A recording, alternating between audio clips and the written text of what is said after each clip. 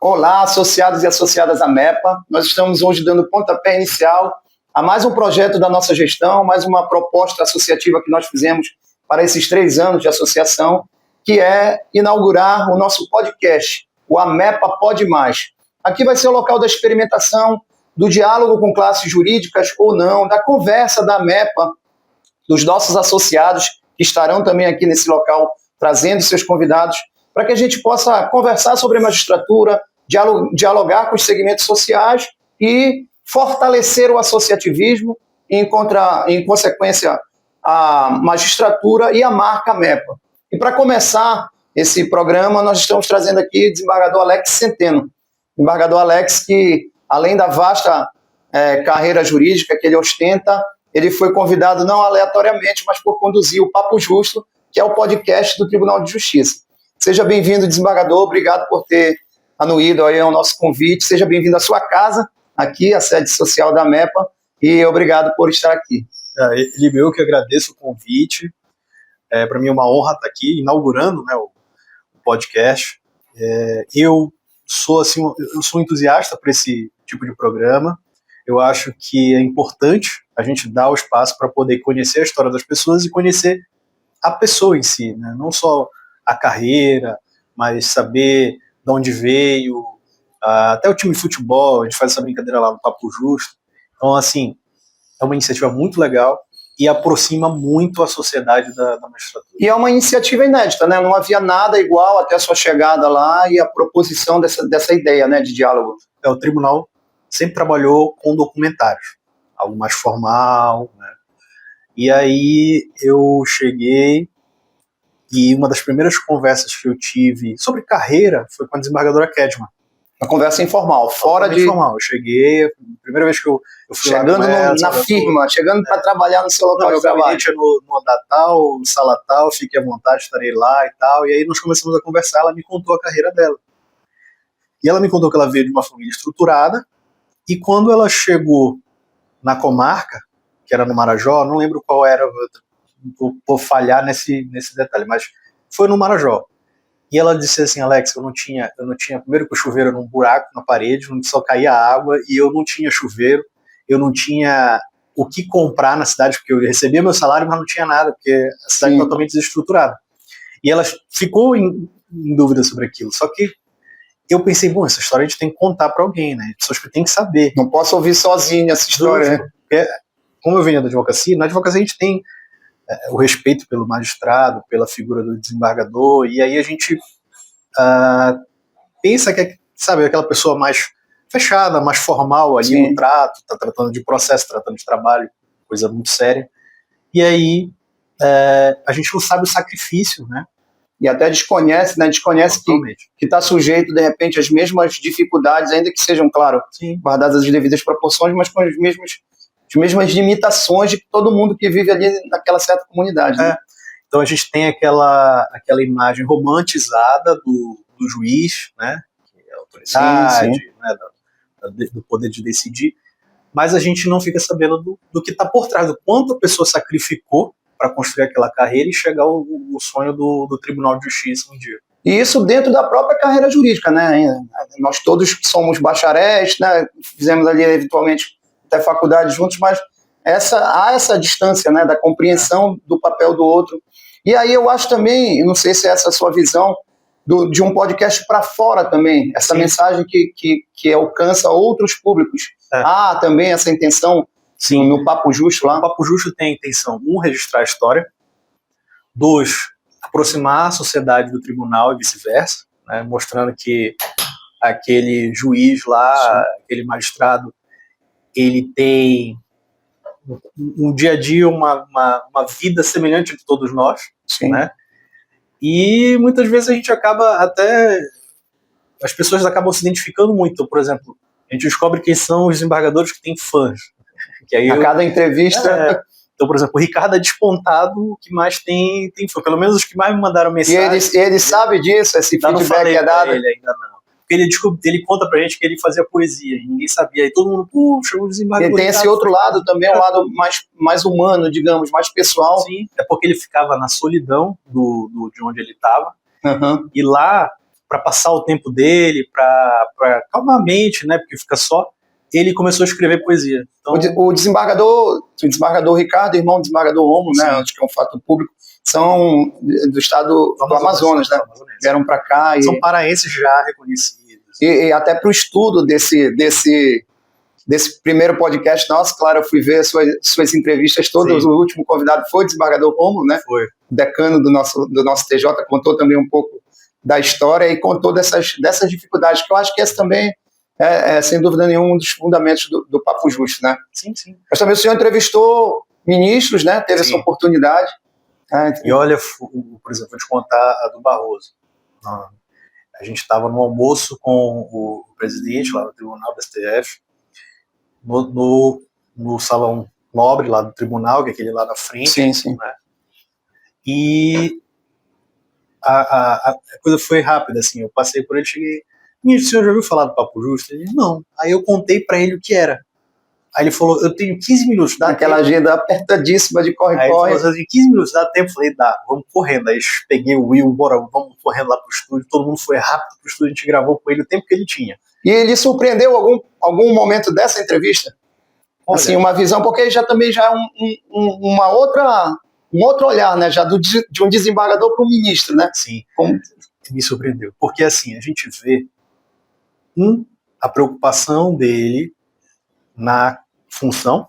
Então ele falou de julgamentos importantes que ele teve, bem brevemente, mas deixou claro que ele sabe o papel que ele teve na história do judiciário brasileiro. Sim. Mas ao mesmo tempo ele tratou de vários outros assuntos, tratou de time de futebol, tratou de coisas mais comuns, sabe?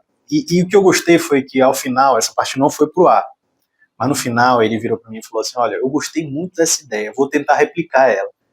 Aí você vai no ego, né? Que bacana. E vê que vale a pena também, ele falou, né? aproxima a sociedade do...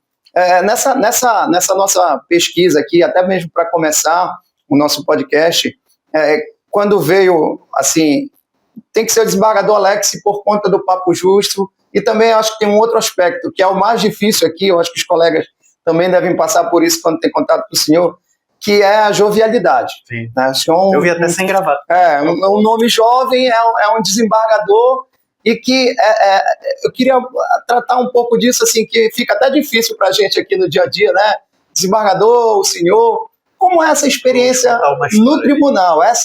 Chegar ali e ter essa experiência. Eu vou te contar uma rapidinho. Eu estava um dia lá no gabinete, logo no início, eu entrei em setembro de 23, né? E aí, eu acho que ali, sei lá, novembro, eu estava no gabinete, sentado lá na minha cadeira e tal, trabalhando.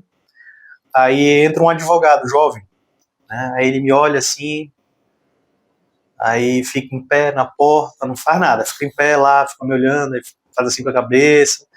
Aí eu, sim, pois não, pode sentar aqui. Aí ele, o desembargador tá no banheiro. Aí eu falei, não, sou eu mesmo.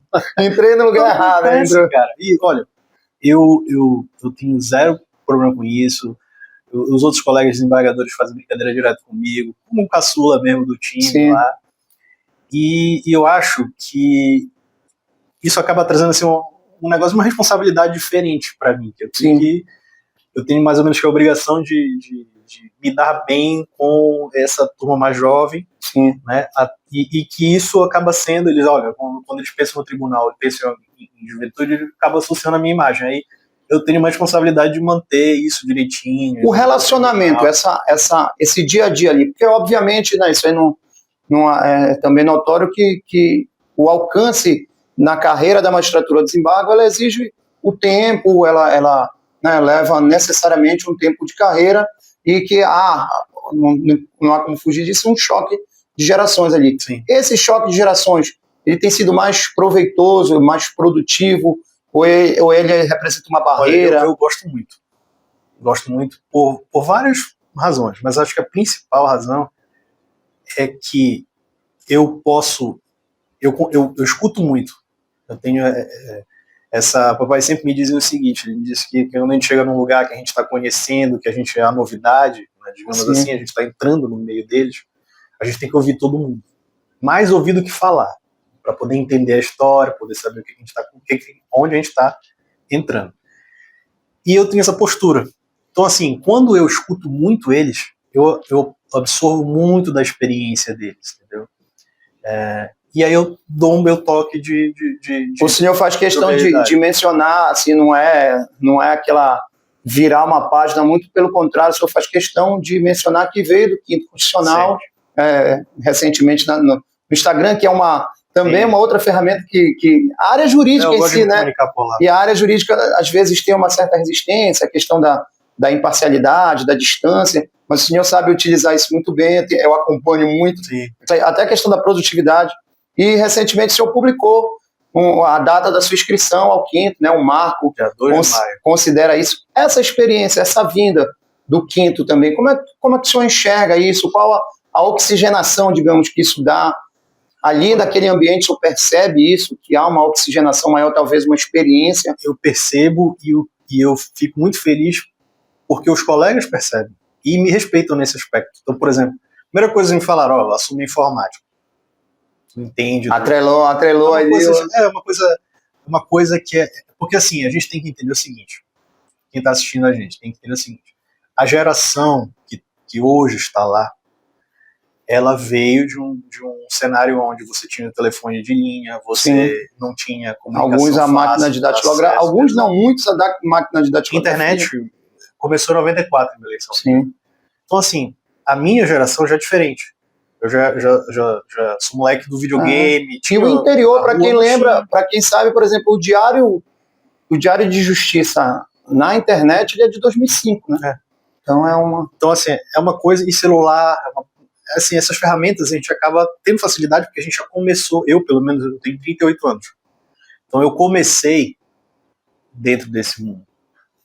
Para mim, celular é uma coisa natural. Do dia a dia, não foi uma novidade, sabe? Então, talvez hoje o seu desafio e o de todos ali seja esse momento de sedimentação que nós estamos vivendo ali, chamada era pós-verdade, o fake news que se trabalha, que, né, você pode lidar num processo com uma criação de fake news, uma inteligência artificial para o mal, né, e para o lado bom também, que é a inteligência artificial para a produção em massa. Sim. Essa sedimentação, como é que já está sendo vista? Assim, eu lhe digo mais recentemente, né? Também semana passada o CNJ apreciou um caso de um magistrado que ele tinha produtividade, salvo engano, de uns 80 processos, 80 sentenças, e ele deu um salto para coisa de 800 com o uso de inteligência. Essa sedimentação já está sendo vista ou percebida ali no tribunal? Já. E hoje é uma prática do tribunal utilizar a inteligência artificial. A grande maioria já consegue usar. Nós estamos, inclusive, em discussão para apresentar um piloto no tribunal com um dos gabinetes privado, que seria o meu. O gabinete da desembargadora Célia ficaria pelo público e teria um desembargador também pelo penal. De produtividade de ato judicial. Para implementar o Copilot, que é para entender o Copilot, ele é o ChatGPT, só que dentro do universo da LGPD, respeitando a LGPD. E ele é da Microsoft, então é o mesmo. Basicamente só muda o nome e aplica essas regras da LGPD para ele não pegar os dados que a gente está alimentando ele quando a gente alimenta o processo. E o que acontece? A inteligência artificial, eu digo que é o seguinte, o trabalho da gente vai mudar para uma coisa ativa para uma função mais passiva. É como se a gente virasse piloto de avião. Hoje em dia, o piloto do avião, ele chega, configura lá o computadorzinho dele, dizendo, olha, voa do ponto A, ponto B, ponto C, ponto D, e aí, quando tiver para pousar, ele te avisa e pousa. Ou então, hoje em dia, o piloto do avião, às vezes, até pousa sozinho, dependendo do aeroporto. E ele monitora o voo. Ele faz ajuste quando precisa. Olha, tem um outro avião ali, dá para descer, dá para subir. Aí ele vai lá, gira uma manivelinha, um botãozinho e o avião corrige. A gente vai fazer a mesma coisa, Lívio. Eu tenho essa leitura assim claríssima na minha mente. A gente vai também, talvez também mude de uma coisa da quantidade, a gente consiga, né, encerrar essa quantidade ou diminuir muito essa quantidade e trabalhar especificamente na qualidade daqueles atos judiciais, né? Aquela demanda reprimida ali. Eu vou te dar um exemplo do gabinete. A gente tinha 3.700 processos quando eu entrei. Depois da equalização, 3.700. Quando eu entrei eram 6.000 e pouco, aí equalizou entre todos os membros da segunda turma. Sobrou ali uma acervo de 13.700. Hoje eu tenho 2.000. Com o apoio dessa ferramenta. Com o apoio da ferramenta. E como é que a gente faz? fomos aprimorando o nosso comando, prompt, que fala. Sim. E aí o que ele... Que é um dos desafios, é preparar o prompt. Né? E o tribunal está criando um banco de prompt, que é para todo mundo utilizar.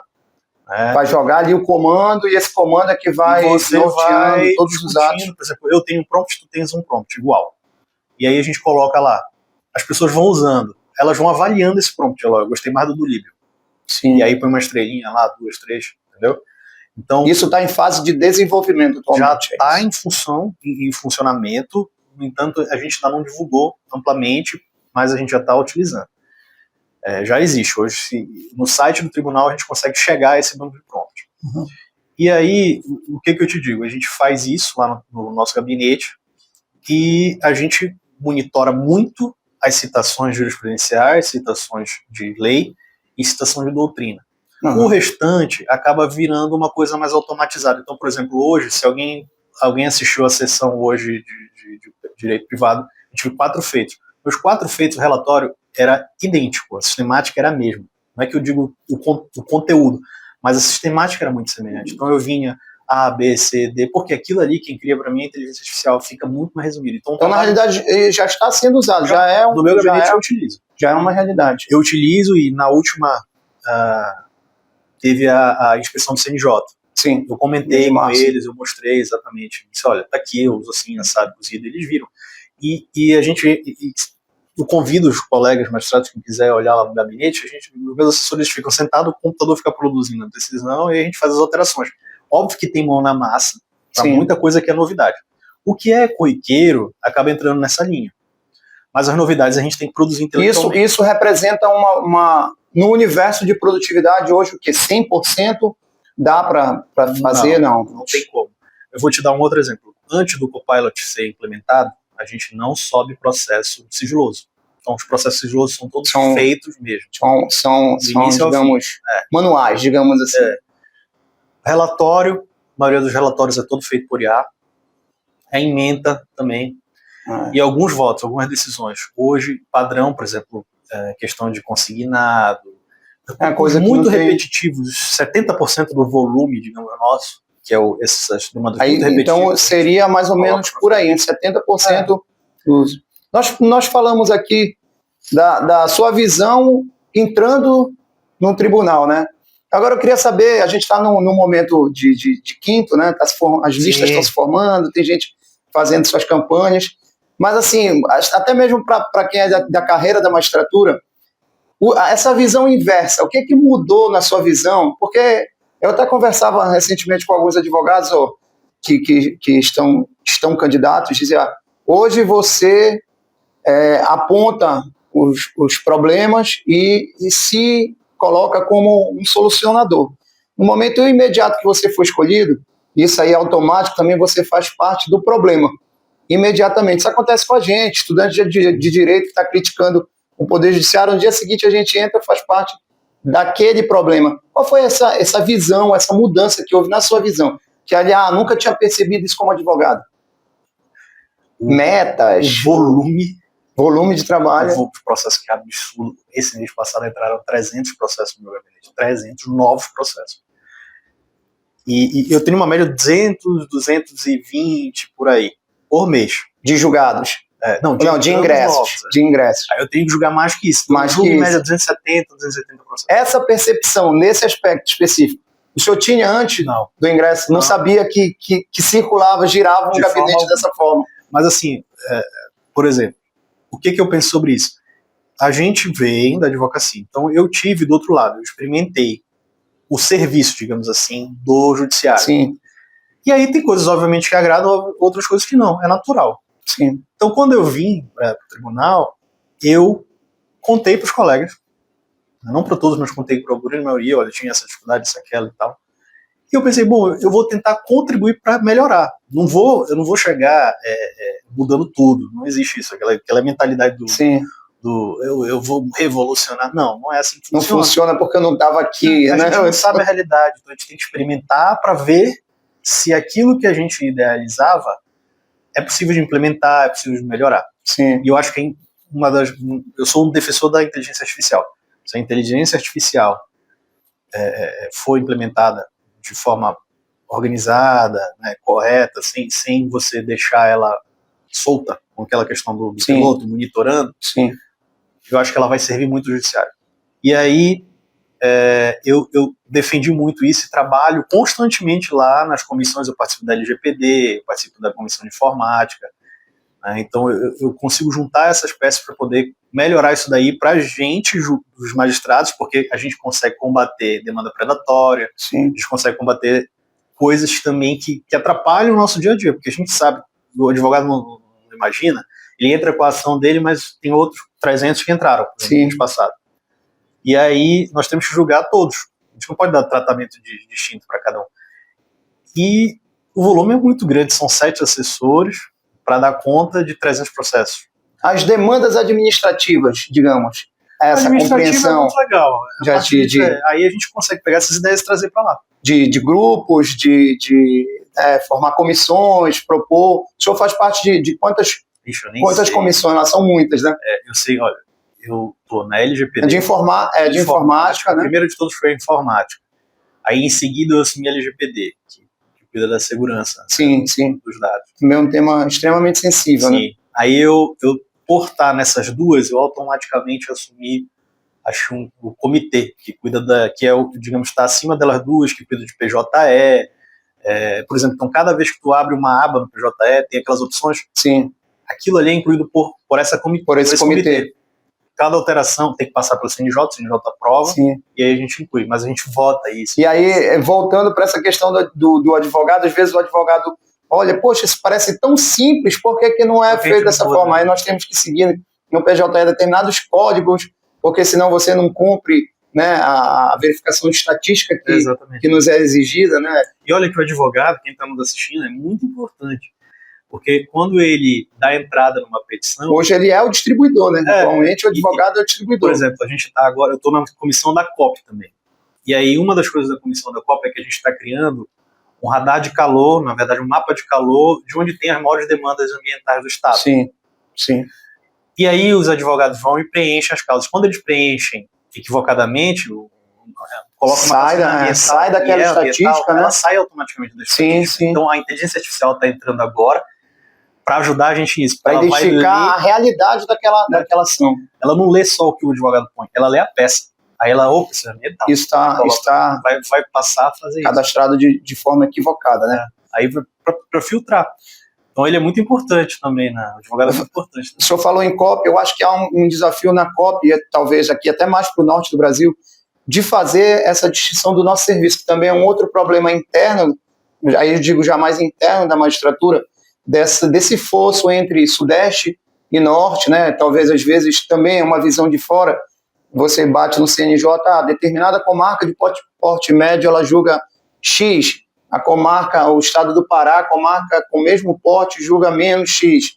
Não tem essa compreensão regional das dificuldades que nós enfrentamos. Sim. Isso também eu acho que é fundamental para se levar a COP. Né? O judiciário paraense, como é que ele mais contribui com o objetivo de uma COP? É regularização fundiária. Sim.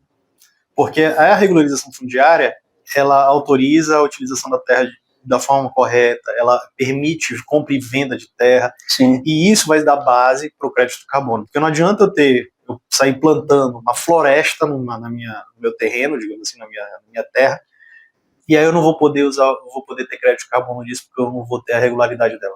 Sim. Então isso vai ser pressuposto. E aí a gente tem aqui aquele regulamento 13, né? Provimento 13. O provimento 013 da Corregedoria de 2006 ainda sofreu algumas alterações, né?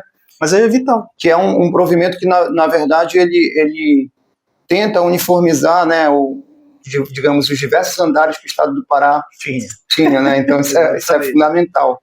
Desembargador, aqui a gente tem, também no projeto associativo, nós criamos dentro, ainda um pouco antes do podcast, um programa que se chama Me Conta Tua História.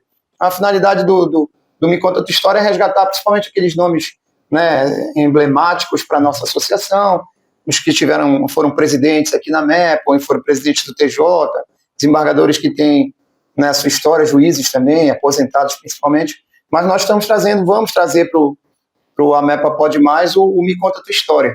E eu acho que não deixa de ser uma curiosidade de todo mundo é saber, né, a origem, como é que chegou até aqui. Eu queria saber um pouco da sua história. Me conte a sua história também nesse aspecto. Os advogados acho que estão cansados de ouvir essa história, porque né, eu fui 2 anos de campanha eu contando essa história para todo mundo. Né? Todo mundo me perguntava. Mas a história é a seguinte: o Alex começou a ver uma família que é, por parte do papai, todo mundo é engenheiro, a maioria é engenheiro, e tem médico também, né, um médico. Então, ali da época, não sei se é da sua época, mas da minha, é a maioria do CE, né? É. Do CE. E do outro lado, a grande maioria era médico. CB e CE. Então, assim, eu tinha basicamente traçado a minha vida. Você vai ser médico. Já estava encaminhado. E eu não queria, cara. Eu falei, não vou ser médico, não. Vou ser advogado. Tanto é que eu lembro que eu fiz os vestibulares todos para advogado. O senhor é formado pela UNAMA? Eu sou formado pela UNAMA. Pela UNAMA. É. E aí eu sou fã da UNAMA. Sim. Eu sou formado pela UNAMA também. Direito noturno. Eu sou do direito noturno. Não sei nem se hoje ainda tem, mas eu sou UNAMA direito noturno. E aí eu fui a primeira e a última turma a se formar na BR. Na BR. É. Eu sou um pouco mais antigo, porque eu ainda tinha moderno na minha. Foi o último ano. A gente entrou para a BR e saiu com uma última turma. Aí acabou. BR, porque depois os outros foram formando em outro lugar. Sim. Mas enfim, aí eu tinha essa situação, então eu só era médico ou engenheiro. E aí eu resolvi ser advogado. Depois de mim veio um primo meu, o Arthur. Mas, assim, eu totalmente saí do que estava planejado para mim, acredito, pela minha família, né? E aí, montei meu escritório, advoguei 15 anos antes de vir para o tribunal. A sua advocacia era mais voltada para o quê? Eu tinha tributário, que é a minha também formação. Uma área mais... Então, muito empresarial, né? E aí casava muito com a sociedade que eu montei na época, que tinha muito voltado para a parte societária. Que é um tema um pouco, não é muito concorrido, né? São poucos nessa área. Tributário, né? Tem pouco, e societário é uma coisa que surgiu recente também, mas hoje em dia tem Belém tem grandes profissionais nessa área. E aí, depois disso, eu me envolvi com a parte do direito eleitoral, que virou uma paixão. Hoje eu digo abertamente para todo mundo no tribunal que eu sou doido para voltar no TRE agora desse lado. Sim. Né? Que é um direito fantástico, é rápido, dinâmico. Sim. Eu gosto muito. E de lá me abriu a oportunidade para o quinto. Né? Mas o quinto era assim, algo tá ali no cardápio, então, ou foi aquela coisa que surgiu no momento? Na família, eu tenho um tio que ele me chamava de desembargador de brincadeira. Sim. Né? Até porque eu era advogado, ele fazia graça do fato de eu ser advogado, chamava de desembargador e tal. Mas eu nunca dei muita bola. Até depois que ele chegou comigo, te lembra que eu chamava e tal. Mas assim, quando eu soube da data da aposentadoria do desembargador Milton, eu falei, eu vou construir essa carreira. Eu quero... Já tá bom. Você ouviu um pouco antes disso, então... eu sabia mais ou menos a noção. Eu tinha pensado sobre isso várias vezes. Uhum. Mas o ponto do start, vamos seguir por aqui, foi quando eu vi que o desembargador Milton ia aposentar. E aí o pessoal brinca, que ele demorou porque ele não tinha 35 anos. Não, isso não existiu. Eu entrei com 37. Né? Mas de qualquer jeito, eu fui com o desembargador Milton. E aí eu cheguei desembargador Milton, olha, senhor, ele tinha acabado de ser, uma semana, 2. O senhor, dono da cadeira, né? Ainda tá quente lá, mas eu queria lhe dizer o seguinte, eu queria sua bênção para poder concorrer para essa sua vaga. Aí ele virou para mim, Alex, tu és muito novo, tem que ser alguém de 50 e poucos anos, não adianta, nem tenta. E depois, né, me ajudou. Então não muito. Pegou a bênção inicial. Não, no início eu peguei foi uma exclamação dele. Mas depois ele embarcou, me ajudou, me deu muito conselho, né? E foi bem divertido. E assim, em razão de eu ter vivido a parte do eleitoral, eu consigo dizer o seguinte, eleição de quinto, hoje, virou uma eleição de deputado federal aqui no estado. Esse momento que a gente está vivendo, né, dá para ver, né, que há uma preparação, votos, né? Hoje o pessoal marketing, voa para um lado, voa para o outro, vai não sei aonde. E isso daí era demandante, mas de 2 anos fazendo isso, imagina. E é isso que, pelo menos nos diálogos que eu tenho tido com alguns candidatos, é isso. parece que são momentos distintos, porque você está trabalhando nesse momento de concorrência com um determinado assunto, né? Você está mais voltado, digamos, para a classe, né? Sim. Ali, quais são as demandas que a advocacia apresenta em relação ao judiciário, né? Exato. E aí, de repente, quando você ingressa, aí você vai conhecer outros desafios, né? Que apesar de responder aqueles reclames da advocacia, mas são desafios um pouco distintos, né? A maioria das vezes que tem uma reclamação por parte dos advogados, já existe um projeto no tribunal para resolver aquele problema. Só que tem burocracia natural de um órgão que tem 30 desembargadores para decidir o assunto. E hoje há também a questão da uniformização nacional, né? Hoje os tribunais não pensam mais, vou criar isso aqui e vou fazer da minha forma, né? Nós estávamos falando da questão da distribuição das ações. Sim. Nós não podemos criar uma ação que seja só com o Código do Pará, né? Ela respeita a uma regra nacional, né? Até para critérios de medição da produtividade de cada um, é tudo padronizado CNJ. E aí nessa visão advocacia, magistratura, eu acompanhei, estava lá, já era presidente da MEP 2023 na sua ascensão, e por insistência até vi que o senhor não teve momento algum, nenhuma recalcitrância, dúvida de ingressar nas fileiras associativas, né? Ingressou na MEPA no primeiro momento. Eu levantei da cadeira com a minha lista aprovada, né? Eu em primeiro da lista, eu virei ali. Quem conhece o plenário do tribunal, as cadeirinhas lá do plenário, eu virei pro corredor, o livro estava em pé, olha, você tem que te inscrever amanhã. Eu falei, calma, eu não fui nem escolhido. Não, você é escolhido. Essa visão associativa também eu gosto muito. Eu acho que é o que mais fortalece qualquer classe, é o que distribui mais conhecimento entre os membros da classe, e ao mesmo tempo a gente consegue ter uma convivência e saber do problema de um do outro e ver como é que a gente chega a uma solução comum. Então é fantástico. Eu era da OAB, eu sempre participei ativamente. Que é uma visão totalmente associativa. E aqui é a mesma coisa. Até que quando me convidaste, eu já estava convencido de que eu viria para cá. Sim. Entendeu? Então eu aceitei o convite. E já fica aqui também um agradecimento público para os que não sabem mais ou menos como foi. Na verdade, ele foi pego ali sem muito poder de escolha, né? Sem muito, mas veio num dia especial. O senhor veio aqui no dia que veio a Nossa Senhora de Nazaré, que é uma coisa que acabou entrando no calendário, né, da MEPA também nessa gestão. Eu quero dizer que eu fui muito bem recebido por vocês e pelo tribunal. Acho que nós também crescemos a cada associação e principalmente nessa associação que vem da advocacia, eu acho que também digamos, uma deferência maior, porque é um momento que eu acho que o desembargador que está entrando, ele aceita de fato, né, aquele corpo, né, de estar na magistratura. Desembargador, acho que a gente ia passar aqui horas e horas conversando e, né, tem assunto para mais podcast, mas eu não quero me estender aqui porque eu sei que o senhor vai vir num outro momento. Como eu disse aqui é um local de experimentação, nós estamos formatando esse podcast. Assim, muito nos honra tê-lo aqui como primeiro programa. Eu queria lhe agradecer e queria deixar aberto aí para o senhor dar uma mensagem final. E te parabenizar. É uma iniciativa muito boa. Vai ser super divertido assistir os episódios todos que saírem. Depois deixa a gente sabendo quando é que é a frequência que vai fazer. Sim. Mas eu te digo o seguinte, é uma honra estar aqui, não só como associado, que eu acho uma coisa fantástica, a gente estava discutindo isso agora, mas ao mesmo tempo de poder deixar um pouquinho do que eu vi, principalmente nessa transição. Acho que é uma experiência diferente que eu posso trazer para uma conversa nossa aqui. Eu, Luiz e Leonan somos os desembargadores do Quinto, a gente passou por esse caminho diferente, então a gente pode trazer 10%, né, do tamanho do tribunal, de como essa visão, né? E quando quiser eu estou à disposição. Obrigado mesmo. Queria me dirigir aqui aos nossos colegas. Nós vamos trazer muita gente aqui.